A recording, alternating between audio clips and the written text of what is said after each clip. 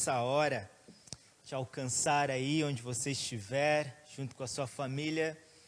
Minha oração é que Deus possa falar ao seu coração, Deus possa trazer uma palavra que traga direção, traga orientação, traga bom alimento de Deus para o seu coração nesse dia, nesse domingo ou em qualquer outro momento quando você estiver assistindo a essa gravação.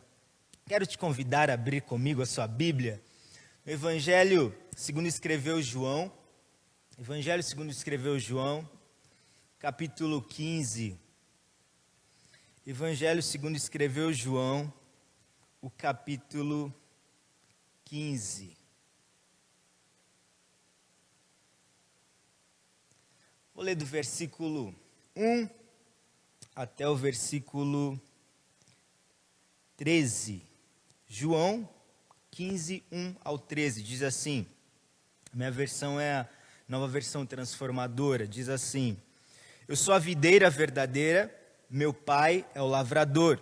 Todo ramo que estando em mim não dá fruto, ele corta. Todo ramo que dá fruto, ele poda, para que produza ainda mais. Vocês já estão limpos pela mensagem que eu lhes dei.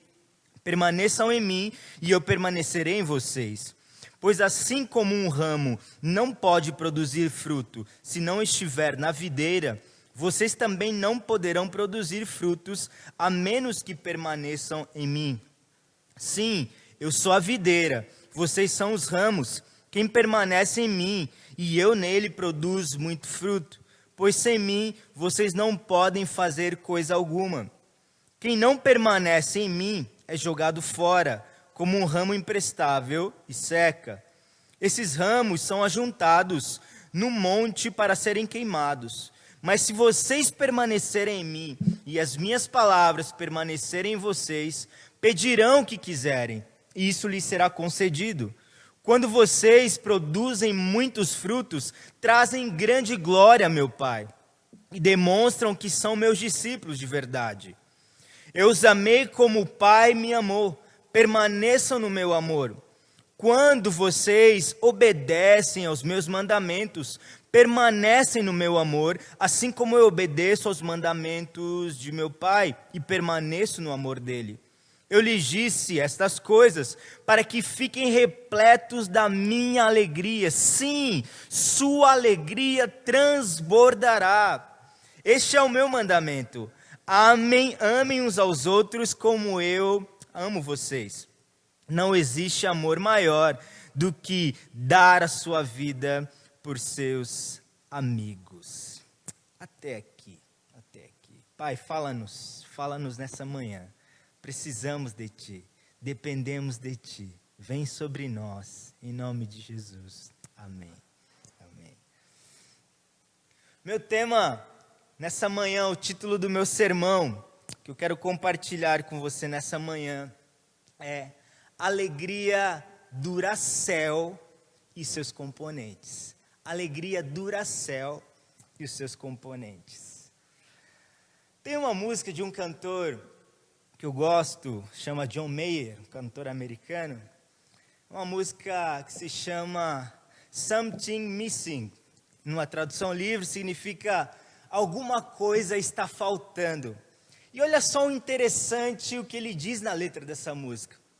John Mayer diz assim: não estou sozinho, bem que eu queria, porque eu saberia o motivo de estar triste.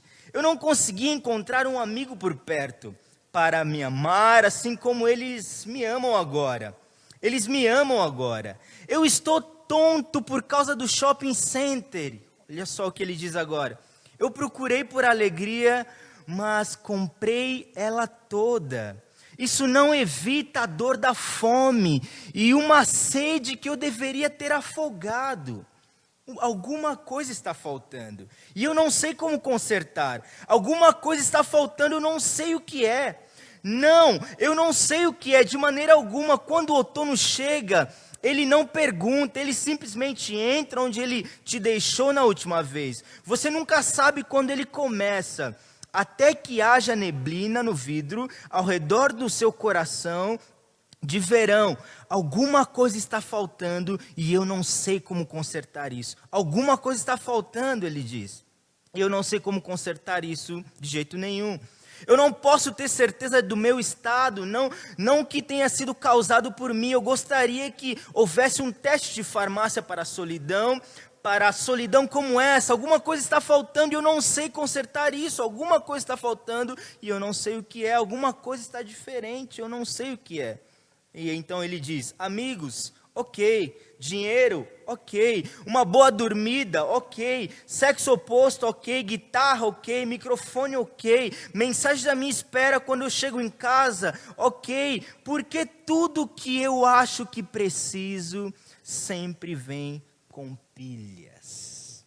Porque tudo que eu acho que eu preciso sempre vem com pilhas.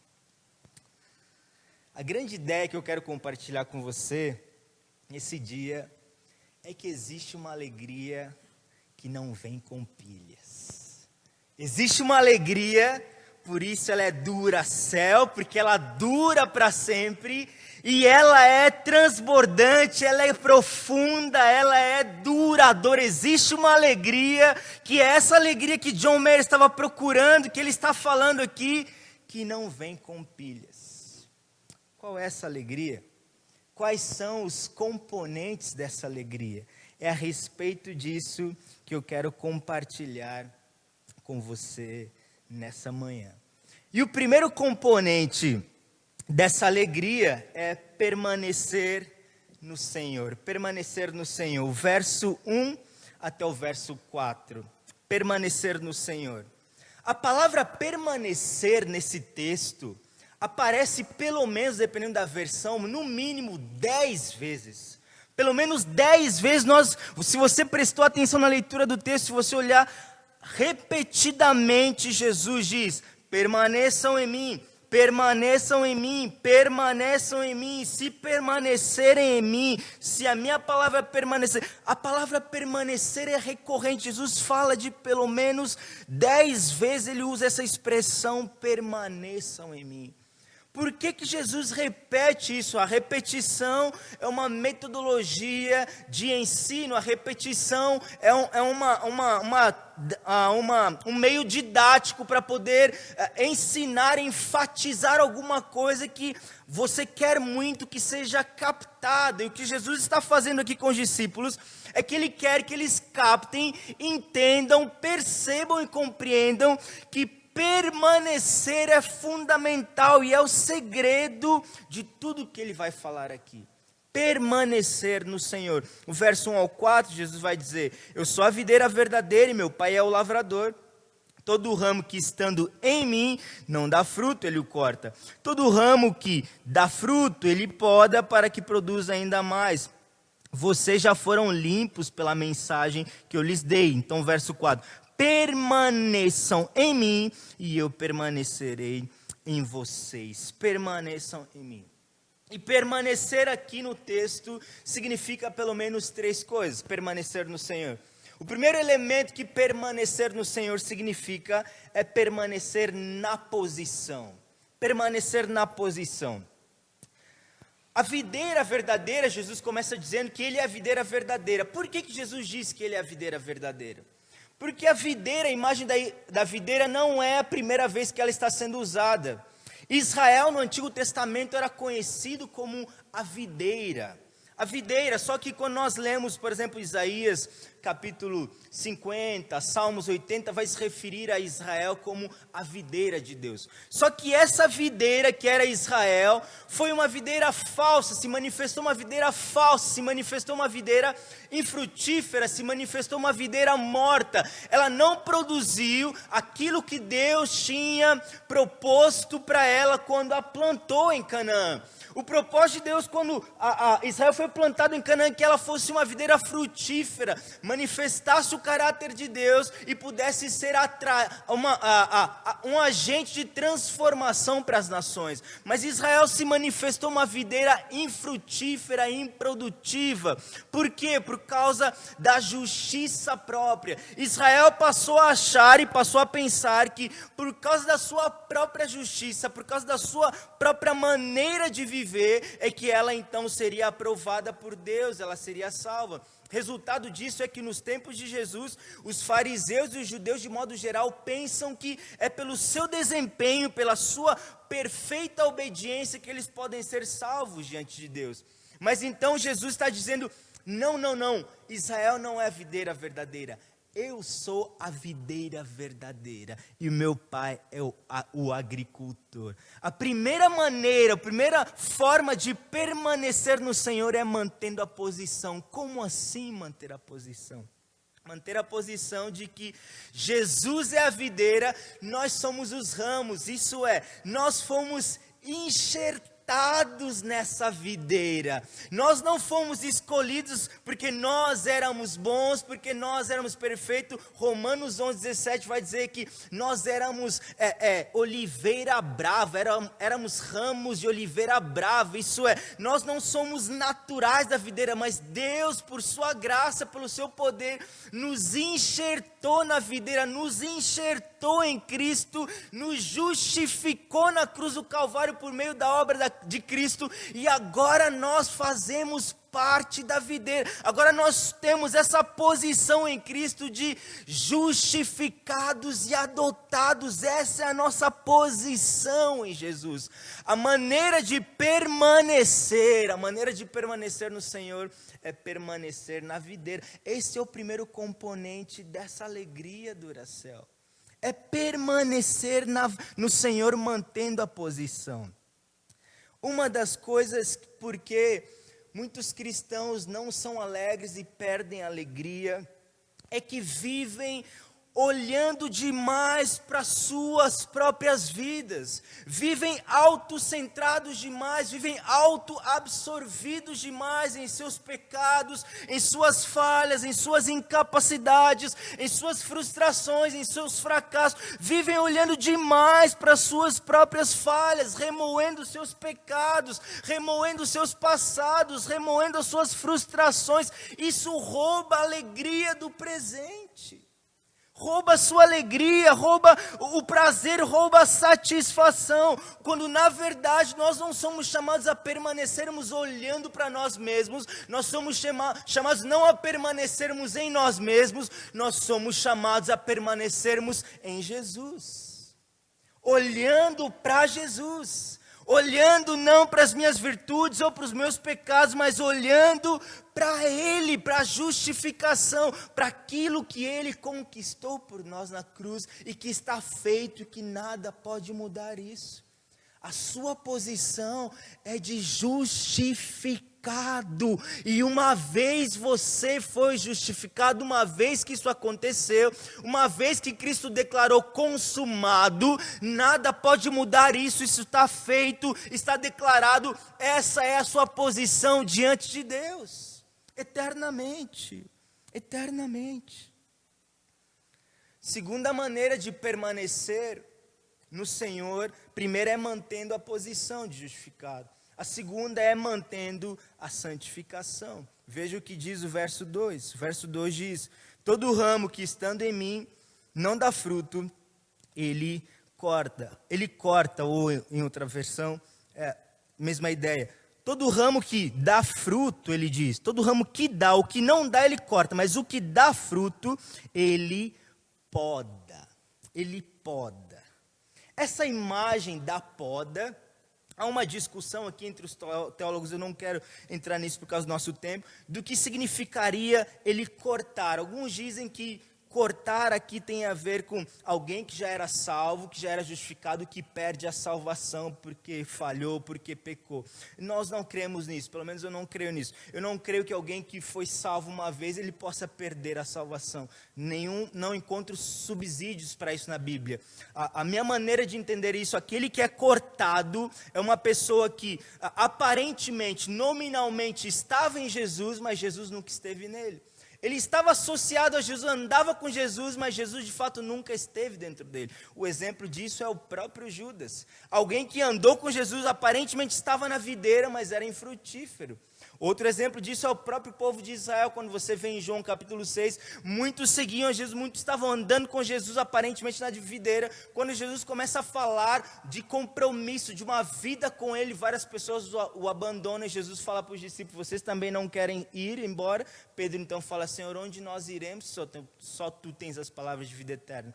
Então, para mim, aquele que é cortado da videira, isso significa que ele nunca verdadeiramente esteve dentro da videira. Isso é, apesar de ele estar associado à videira, mas a vida de Jesus nunca esteve nele. Mas o elemento que eu quero desenvolver aqui é que todo ramo que dá fruto, ele poda. Poda aqui tem a ver com santificação. Quando você estuda sobre a agricultura, sobre o processo de cuidar de uma vinha, de uma videira, toda videira precisa de poda. Poda é um processo de cortes nos ramos. Os agricultores usam pelo menos 3 tipos de poda, eu descobri. Há uma poda que é poda de formação, há uma poda que é poda de renovação, e há uma poda que é a poda que eles chamam de frutificação. O que é a poda de formação? A poda de formação, ela serve para moldar a forma da videira. Então, ela serve para moldar a estrutura, a aparência, para que a videira cresça mais de forma forte, de forma saudável. A poda de formação, no nosso caso aqui, é a poda que Deus usa para nos transformar, mudar a forma, nos quebrantando, moldando e transformando o nosso caráter, reestruturando a nossa maneira de ser, para que nós sejamos mais parecidos com Jesus. A pergunta que eu faço para você é, talvez você está passando por um momento de poda. E poda, meus irmãos, não é gostoso. Poda é doloroso. Poda gera feridas. Poda gera machuca. Poda não é gostosa. Poda não é boa aparentemente. Mas a pergunta que eu faço para você é, o que precisa ser formado na sua vida?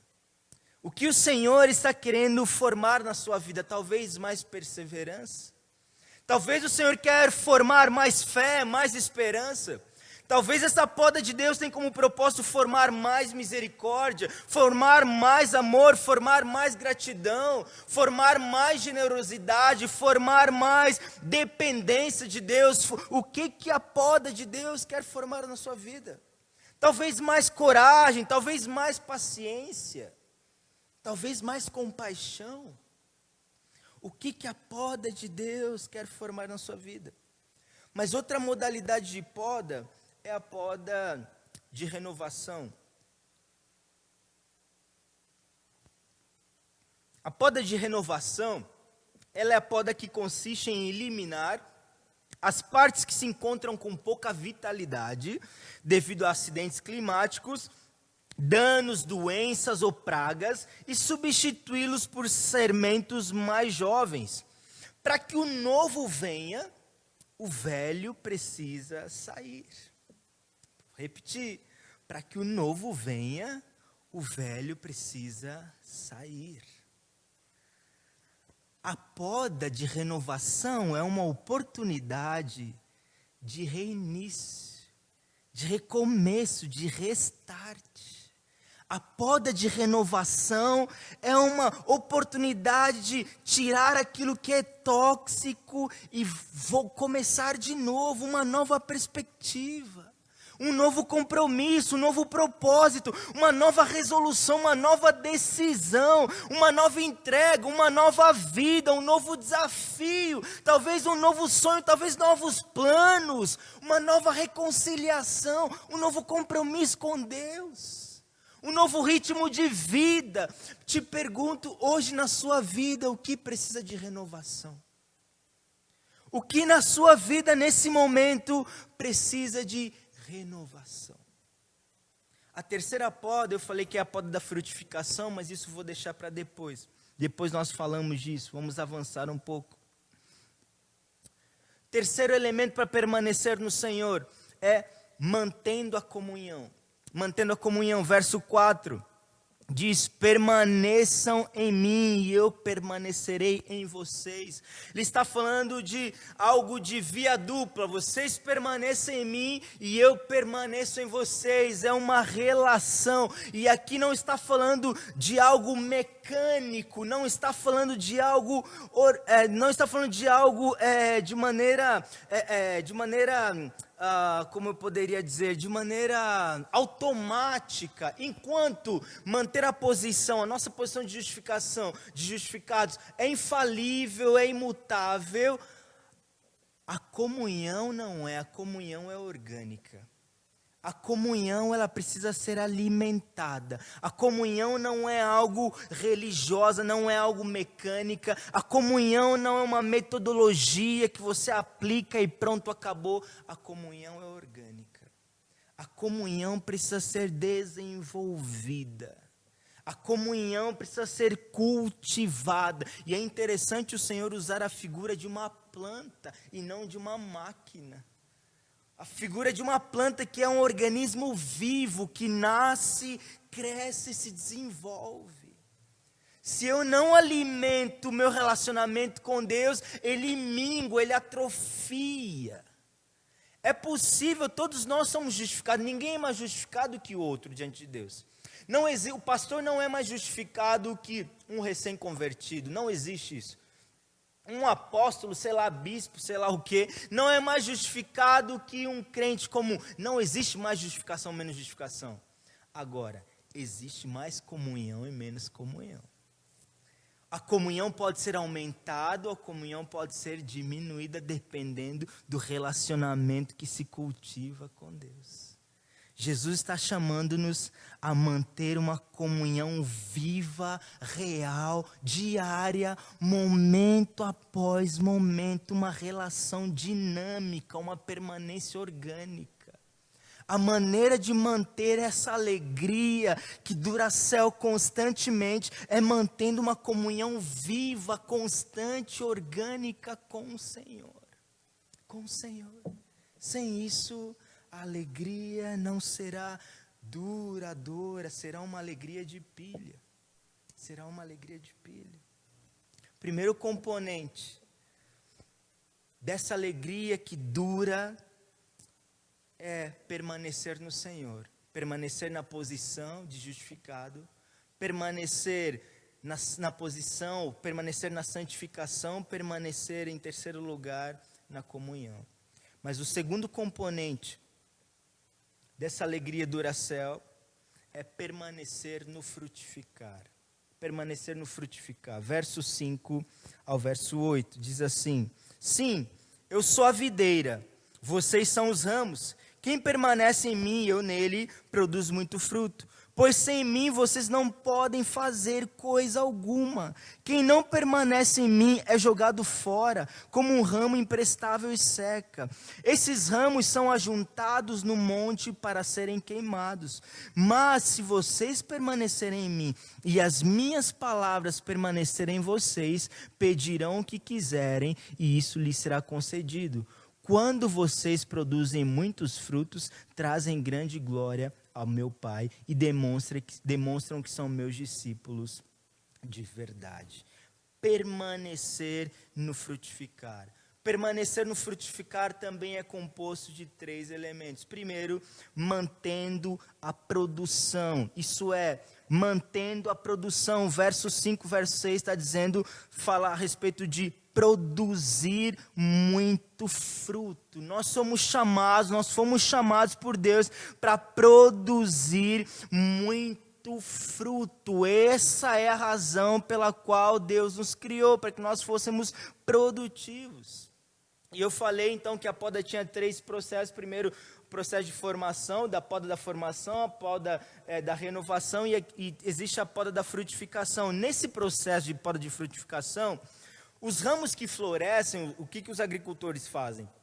Os ramos que florescem, para que possam produzir mais frutos depois da colheita, eles então são podados.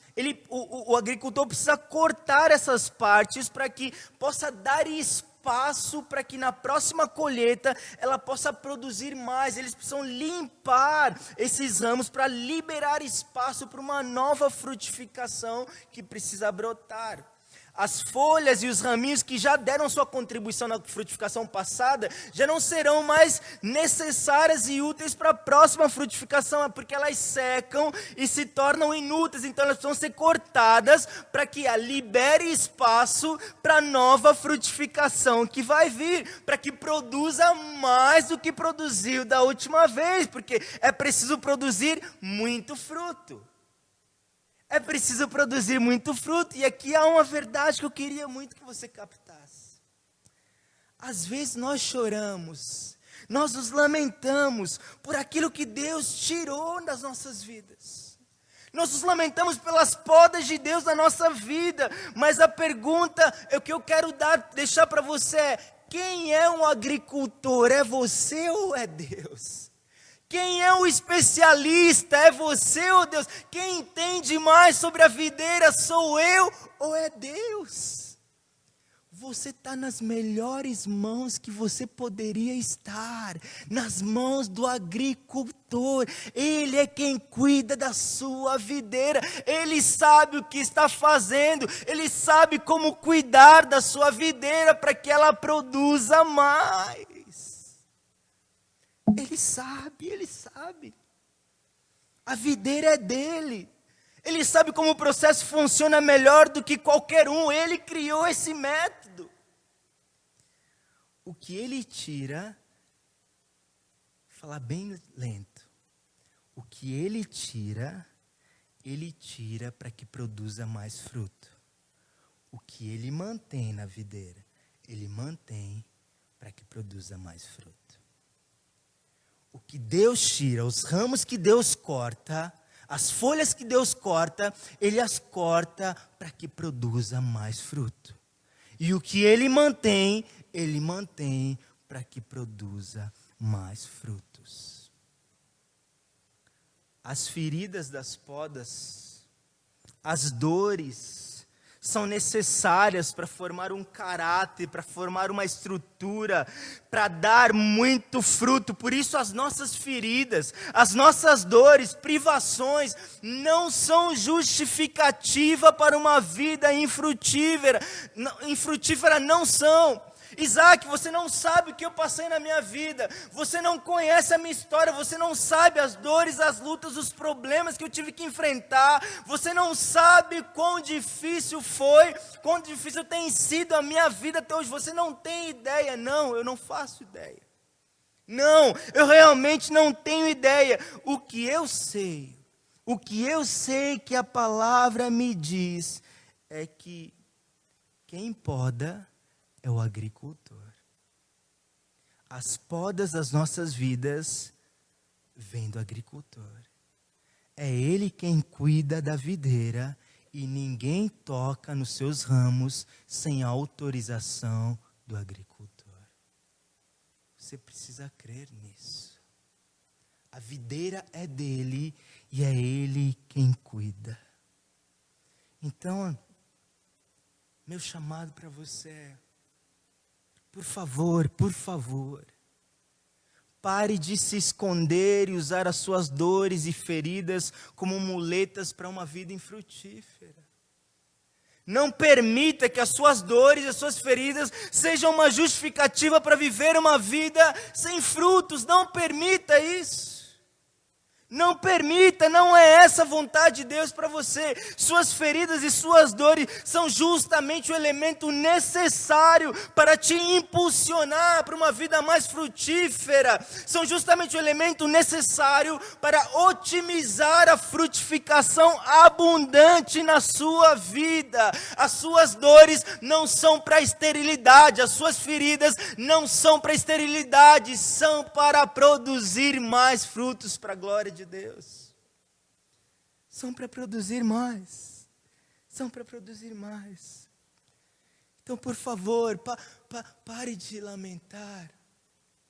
E pergunte para Deus: Senhor, como as feridas e essas dores podem produzir frutos para Ti? Como as minhas feridas e as minhas dores podem produzir mais frutos para Ti? Pergunte isso para o Senhor. Pergunte isso para o Senhor. Porque se as suas dores, suas feridas não estão produzindo mais frutos, elas estão sendo desperdiçadas. Elas estão sendo desperdiçadas. Não desperdice suas dores e suas feridas. Não desperdice as podas do agricultor. Frutifique, frutifique, frutifique. Frutifique. Peça para Deus te mostrar como dar mais frutos. Peça para Deus em que área você pode frutificar mais. Segundo componente, eu estou dizendo, uma alegria que dura, uma alegria duração é permanecer no frutificar. Primeiro, mantendo uma produção, dando muito fruto. Mas segundo, é mantendo a oração. Veja comigo o verso 7 que diz aí no texto: mas se vocês permanecerem em mim, as minhas palavras permanecerem em vocês, pedirão o que quiserem, e isso lhes será concedido. Deixa eu te perguntar uma coisa. Vou perguntar para as pessoas que estão aqui, vou perguntar também para as que estão acompanhando. Você que está me ouvindo aí, me acompanhando, você pode colocar aí nos comentários qual é a sua resposta, se sim ou não. É possível ter 100% das suas orações atendidas? O que vocês acham aqui? É possível ter 100% das suas orações atendidas por Deus? Sim ou não? Tá dividido aí. Está 50-50. Alguns estão balançando que sim, outros estão na dúvida, outros estão... Melhor não responder, porque pode ser uma armadilha. E aí, gente, é possível ter 100%, não estou falando 90,9%, não, 100% de toda a oração que você faz ser atendida diante de Deus? Pedindo o que você quiser, digamos, você peça o que... Hoje eu vou pedir... Qualquer coisa que eu pedir para Deus, Ele vai me atender 100%. É possível isso, gente? A maioria está dizendo que não é possível. Pessoal dos comentários aí, Asa, o que estão dizendo aí? Sim ou não? Mais ou menos? Meio a meio? Não. A maioria está dizendo que não é possível. E eu realmente imagino que para a maioria eu também, aparentemente, de pronto assim, diria que não. Mas e se eu te dissesse que é possível ter 100% das nossas orações atendidas? E se eu te dissesse que até hoje você leu a sua Bíblia errada, olha aí. Se eu te dissesse que até hoje você estava equivocado, você leu a sua Bíblia errada, que é possível sim ter 100% das suas orações atendidas e que isso está escrito na Bíblia e que você não aproveitou até hoje porque você foi bobo, se eu te dissesse isso. É chocante, né? Revelador. Como assim, Isaac? Como assim? Fale, como que é isso? Pois é, o texto que nós lemos, o versículo que nós lemos, responde que é possível ter 100% das nossas orações atendidas. É possível pedir qualquer coisa e você terá a resposta 100%. Qual é a fórmula, Isaac? Qual é esse segredo? Acho que você talvez não tenha prestado atenção aí no texto. Qual é esse segredo? Qual é esse segredo? Como assim? Me explica isso. O texto está dizendo, pedirão o que quiserem, e isso lhes será concedido. Mas tem um porém. Tem um porém. O texto não começa dizendo, e pedirão o que quiserem, e vos será concedido, e acaba assim. Tem uma condicional no texto, não tem? O que o texto diz? Mas se vocês permanecerem em mim, e as minhas palavras permanecerem em vocês, então pedirão o que quiserem, e vos será concedido. Simples, né, Rubem? Ele está em você, as palavras dele estão em você. Pede o que você quiser, meu amigo. O que você quiser, está garantido, você vai ter. Qualquer coisa, qualquer coisa. Qualquer coisa. É incrível isso, né? A gente está meio cético, eu sei que vocês estão meio céticos. Mas o problema, só tem um pequeno problema. É que, se ele permanecer em mim, e as minhas palavras, aliás, as palavras de Jesus permanecerem em mim, quais serão os meus pedidos? O que eu vou pedir para Deus? Qual será a natureza dos meus pedidos diante de Deus? Coisas que glorificam a Deus? Se eles permanecerem em mim, as palavras dele permanecerem em mim, será que eu vou buscar primeiro o reino de Deus e a sua justiça? Será que eu vou orar, Pai nosso que estás no céu, santificado seja o teu nome, venha o teu reino, seja feita a tua vontade, primeiro assim na terra como no céu? E será que Deus vai me negar isso? Será que eu vou pedir, Senhor, me ajuda a perdoar, a amar os meus inimigos, e Deus vai me negar isso? Se as palavras dele estiverem em mim, Tiago vai dizer que vai acontecer que nós vamos parar de pedir errado, porque Tiago diz que, Tiago 4, ele fala que nós pedimos, nossas orações não são atendidas, primeiro porque a gente não ora. Quando a gente ora, pede mal, porque pede para os nossos prazeres. Apenas, Tiago diz, apenas para os nossos prazeres. Mas e se eu aprendesse a orar de tal modo que não pedisse apenas para os meus prazeres? Será que Deus me concederia? O que Jesus está dizendo aqui é o mesmo que o salmista Davi diz no Salmo 37:4. Abre lá, o que diz o Salmo 37:4? Diz, agrada-te do Senhor e Ele satisfará os desejos do teu coração. Ou, na outra versão diz, a minha versão diz, busque no Senhor a sua alegria e Ele dará os desejos do seu coração. O segredo é esse. Se o Senhor se tornar a minha alegria, se o Senhor se tornar a fonte da minha alegria, eu posso pedir o que quiser que Deus me dará. Por quê? Porque os meus pedidos não vão ser para obter naquelas coisas que eu estou pedindo a minha alegria, para que aquilo que eu estou pedindo me satisfaça. Não, os meus pedidos serão fruto do meu coração estar alegre em Deus, e por isso que o meu pedido é apenas um transbordar dessa alegria. Eu vou pedir por causa da alegria que já está em mim, e não por causa da carência e da falta de alegria que está em mim. Entende essa diferença? Se a alegria de Deus estiver em mim, e as palavras de Deus permanecerem em mim, eu vou pedir porque já estou pleno dele, e não porque eu estou vazio, estou carente. Se Deus me dá algo, se eu peço algo para Deus, porque eu estou carente, vazio da alegria dele, Deus não me dará isso, porque isso é idólatra, é algo substituto dele, é algo que quer preencher o que só ele pode preencher, e Deus não vai me dar isso. Deus não vai me dar isso, porque esse algo vai ser um concorrente de Deus no meu coração.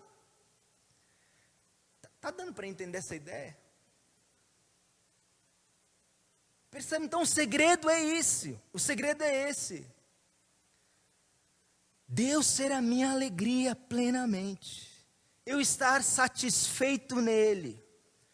E Deus garante, Jesus está garantido. Se eu estiver nesse ponto, se eu estiver nesse nível, Ele permanece em mim e as minhas palavras permanecem nele, eu posso pedir o que quiser, qualquer pedido 100% está garantido que será concedido. E se não for concedido, você pode ligar lá no SAC, que é o Serviço de Atendimento Celestial. Pode ligar lá e reclamar lá. Terceiro, permanecer, o terceiro componente ainda de permanecer na frutificação é mantendo a glorificação. Mantendo a glorificação, verso 8, veja comigo. Quando vocês produzem muitos frutos, trazem grande glória a meu Pai e demonstram que são meus discípulos de verdade.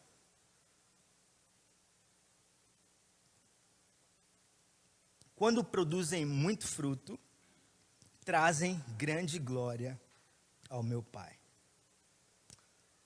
Produzir fruto não tem a ver conosco. Produzir fruto não é apenas algo que eu preciso fazer para mostrar resultado, para mostrar desempenho, não. Produzir fruto, o ponto central de produzir fruto é que eu glorifico a Deus. Por isso que, gente, é tão sério quando nós negligenciamos os dons e os talentos e as habilidades que Deus nos confiou.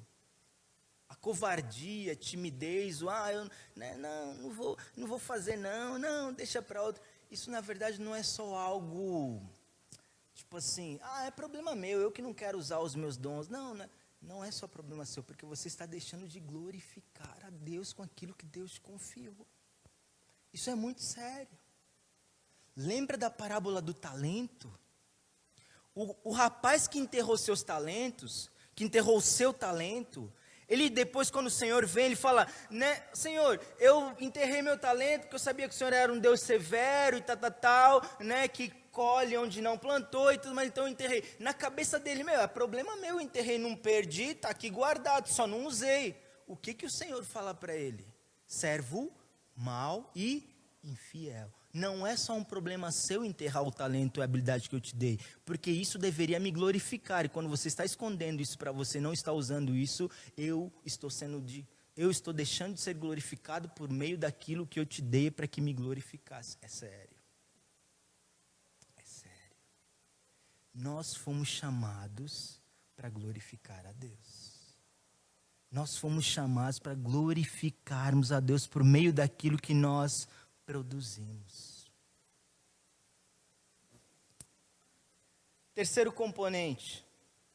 Primeiro componente, estão lembrando, para uma alegria Duracell, é permanecer no Senhor, permanecer na posição, permanecer na santificação, permanecer na comunhão. Segundo componente, permanecer na frutificação. Nós falamos que para permanecer na frutificação, eu preciso manter, primeiro, a produção, manter a oração e manter também a glorificação. Em terceiro lugar, agora, o terceiro componente, permanecer no amor. Permanecer no amor. Verso 9 até o verso 13. E permanecer no amor também tem 3 implicações. Primeiro, eu permaneço no amor, mantendo o amor por mim, o amor vertical de cima para baixo, de Deus para comigo. Veja o que diz o verso 9. Eu os amei como o Pai me amou. Permanecer no amor, primeiro, é permanecer mantendo o amor de Deus por mim, crendo, confiando, me abastecendo diariamente do amor vertical, de cima para baixo, do amor de Deus para comigo. Eu permaneço no amor e a minha alegria é duradoura, forte, profunda, quando eu mantenho a realidade, mantenho o entendimento, mantenho a compreensão, mantenho sempre essa existência de que eu sou alvo, estou mergulhado e guardado no amor de Deus por mim. Quando eu perco isso de vista, a minha alegria também se perde. Nós precisamos insistir nisso, eu falei um pouco disso na quarta-feira. É verdade, sim, que nós somos pecadores e nós somos miseráveis, mas há um perigo de nós superenfatizarmos tanto o nosso pecado e a nossa miséria, que é real e é profunda. Nós merecíamos o inferno, de fato, por causa do nosso pecado, da nossa malignidade, da nossa miséria, sim, da nossa corrupção. Tudo isso é verdade, mas isso não é menos verdade de que nós somos alvos profundo do amor implacável, forte, grande de Deus por nós. Também é muito verdade que Deus nos ama profundamente, que nada pode nos afastar do amor dele. Isso também é verdade. Também é verdade. Sim, eu sou pecador, sim, eu sou corrupto, sim, mas eu também sou alvo do grande amor de Deus. Sou precioso aos olhos dele e ele me ama. Jesus está dizendo, eu os amei como o Pai me amou. Isso é pouca coisa para você. Eu os amei como o Pai me amou. Eu já falei disso em uma outra ocasião. Na mesma proporção. Como o Pai me amou, eu vos amei. Tanto é verdade que eu dei a minha vida por vocês na cruz. Eu me derramei, não poupei nada. Eu entreguei tudo de mim por amor a vocês. Você quer mais do que isso? Segundo elemento, mantendo o amor por Jesus, vertical, agora de baixo para cima. Se primeiro é manter o amor por mim, o amor de Jesus, o amor dele para comigo, vertical de cima para baixo, agora é manter o meu amor por Jesus, daqui para lá. Jesus vai dizer no verso 9 ainda, na parte B, ele diz, permaneçam no meu amor. Quando vocês obedecem os meus mandamentos, permanecem no meu amor. Assim como eu obedeço os mandamentos do meu Pai e permaneço no seu amor. A maneira de manifestar o nosso amor por Deus é obedecer. É obedecer. Mais do que meras declarações, mais do que meros sentimentos, o amor de Deus é manifestado, o nosso amor por Deus, pela obediência. Obediência à sua palavra, obediência aos seus princípios, obediência. É um amor, é uma obediência amorosa e um amor obediente. É obediência por causa do amor que recebemos. Agora nós respondemos em obediência. Não é uma obediência forçada. Não é uma obediência que, como se pegado pelo cangote, fosse obrigado. Não é uma obediência voluntária e amorosa. Obediência. Terceiro, mantendo o amor agora na horizontal, uns para com os outros. Verso 12 e 13 diz, este é meu mandamento, amem uns aos outros, como eu amo vocês. Não existe amor maior do que dar a vida por seus amigos.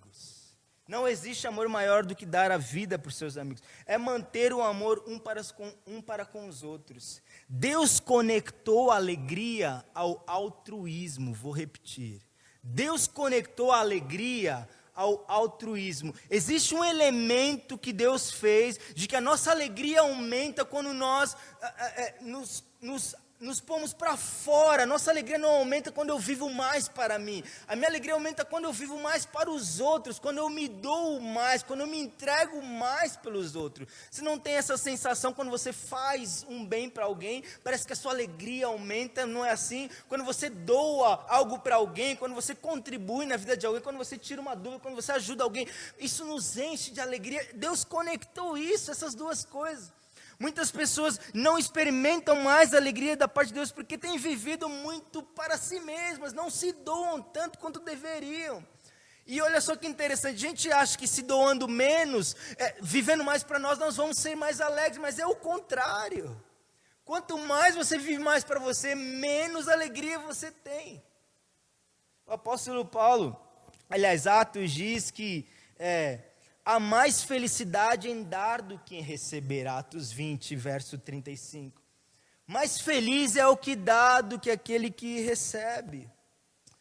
Quando nós usamos nossos relacionamentos apenas para tirar, para consumir as pessoas, para usar as pessoas, nós vamos minguando, vamos perdendo a alegria, vamos destruindo os relacionamentos, vamos coisificando as pessoas, vamos consumindo as pessoas. Mas eu quero terminar com o verso 11. O verso 11 diz: eu lhes disse essas coisas para que fiquem repletos da minha alegria. Sim, sua alegria transbordará. Sua alegria transbordará. Esse texto, esse versículo para mim é impressionante. Jesus está dizendo: tudo isso que eu disse para vocês, a respeito de permanecer em mim, de dar frutos, de orar, tudo isso sobre glorificar a Deus, tudo isso sobre amar aos outros, é por causa de um propósito. Tudo isso é para culminar numa coisa. O verso 11: eu lhes disse estas coisas para que fiquem repletos da minha alegria. Sim, sua vida transbordará. Irmãos, e aqui eu preciso realmente falar.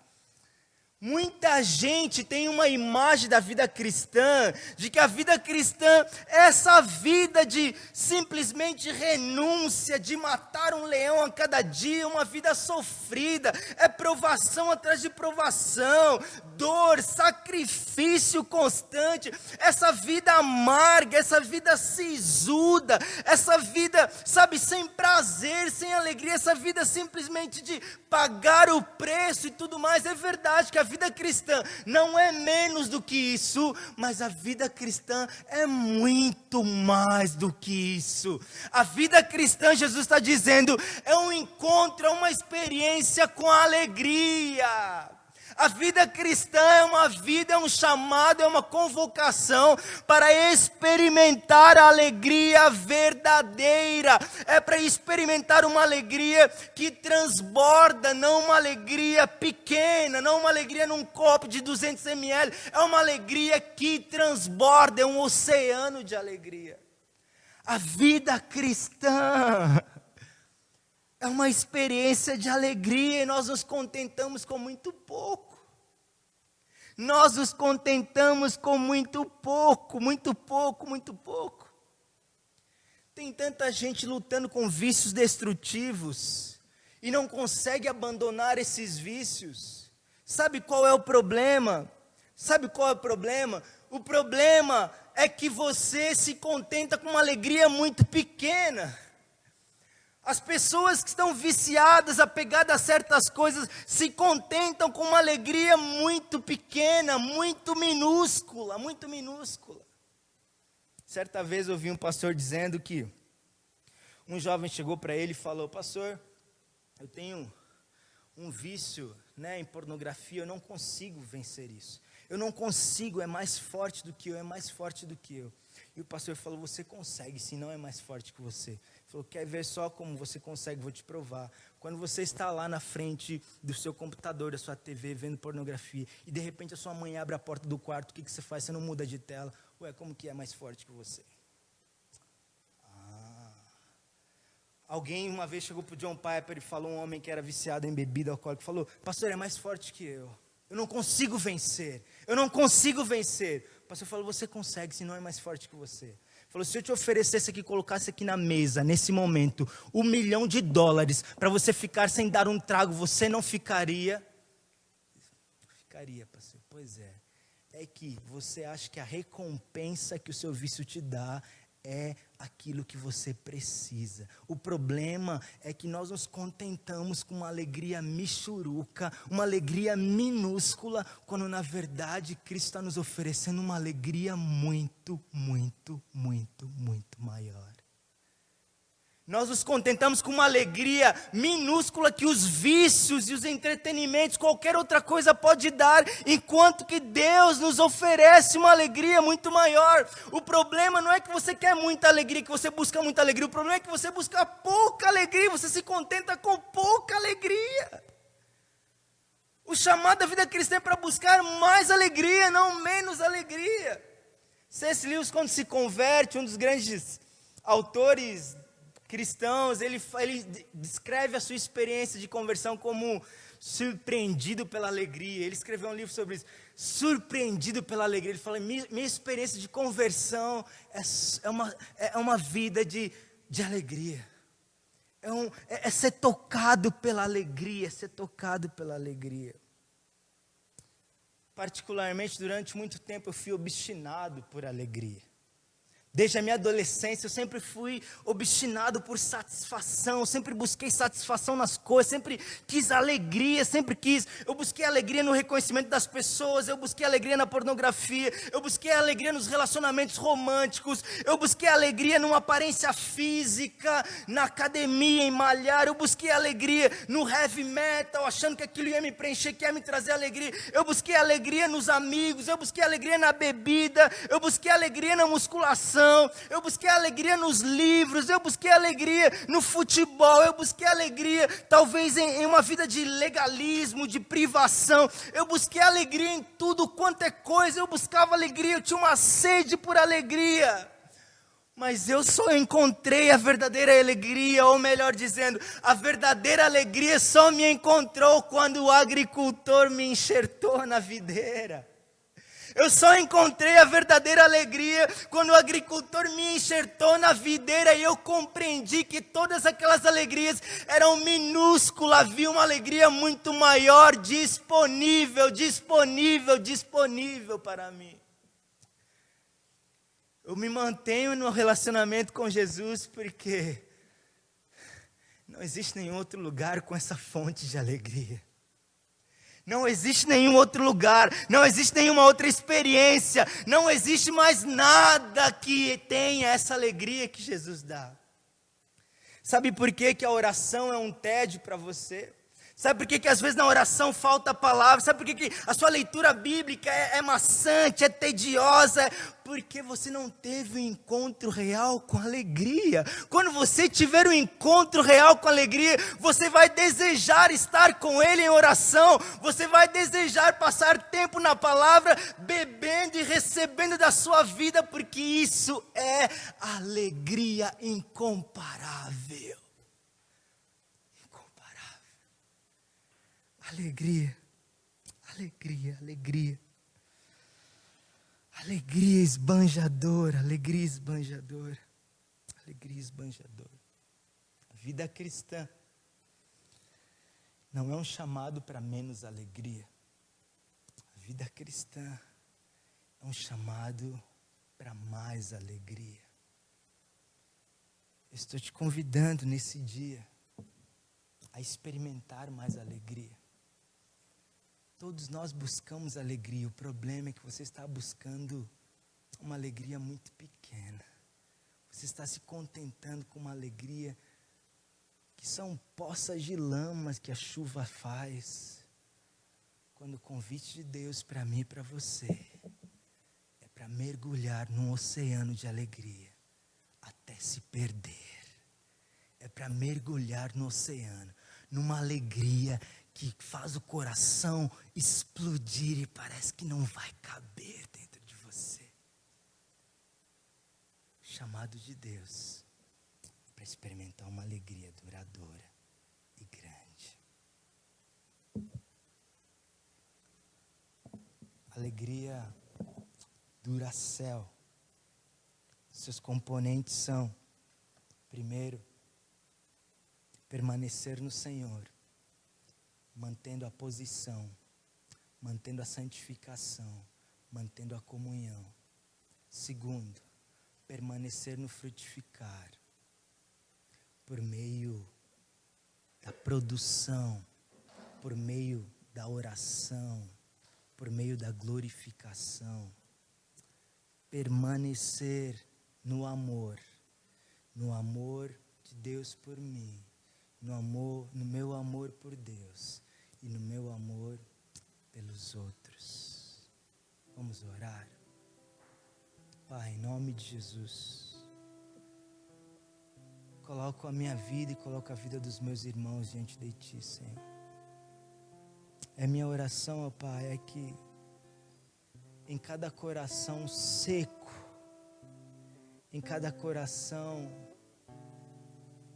triste, em cada coração abatido, um rio